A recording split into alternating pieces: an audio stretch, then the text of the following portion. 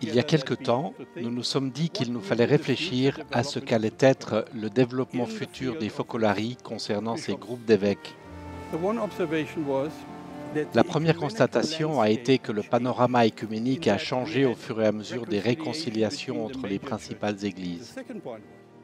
Le deuxième point est que nous avons compris que le christianisme, l'impact du christianisme, s'est déplacé du nord au sud. Nos églises rétrécissent et en Afrique, elles sont en plein essor, aussi en Asie, en Amérique latine par exemple. Il y a différents types d'églises, traditionnelles, pentecôtistes, charismatiques, indépendantes.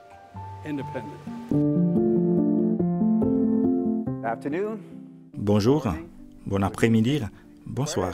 Où que vous soyez, quelle que soit l'heure, soyez les bienvenus parmi nous.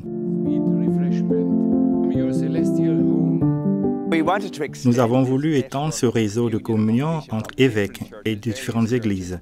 Et c'est ce qui s'est passé durant cette rencontre. Nous avons des groupes au Pakistan, des groupes en Ouganda, des groupes en Amérique du Sud. C'était merveilleux de voir ce réseau s'étendre.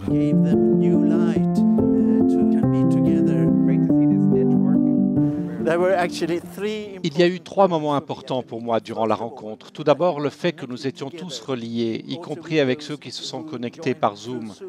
C'était très fort pour moi. Le deuxième, c'est lorsque nous avons lu le texte que nous appelons le pacte, où nous disons « ta joie est ma joie, ta souffrance, ma souffrance ». D'une certaine manière, nous portons réciproquement les croix les uns des autres. Et le troisième a été la rencontre avec le pape. J'ai vraiment ressenti une unité très forte avec lui.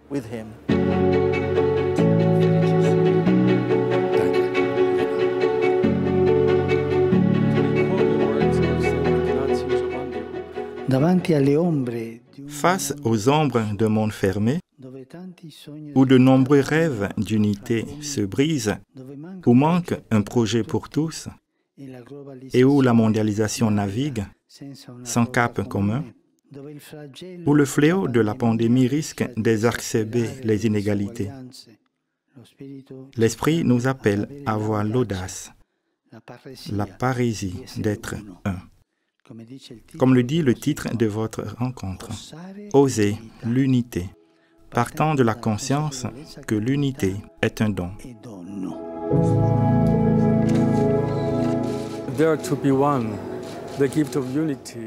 Le thème « Oser être un », le don de l'unité dans un monde divisé, a été très important et très fructueux, en particulier pour tous les évêques participants.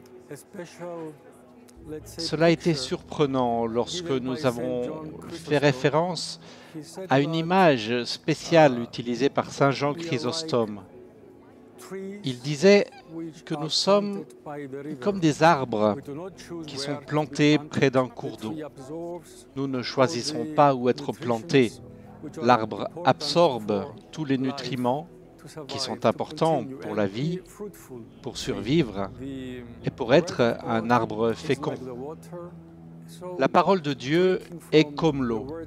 Ainsi, s'abreuver à la parole de l'Évangile nous enrichit et nous aide à comprendre que parler ensemble et être ensemble est un don de Dieu.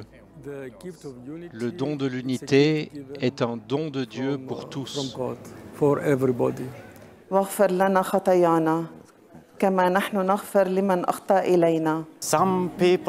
Certains se demandent à quoi sert que des responsables d'église ou des théologiens se confrontent sur le plan théologique, ou que des évêques se réunissent pour discuter de questions théoriques et théologiques.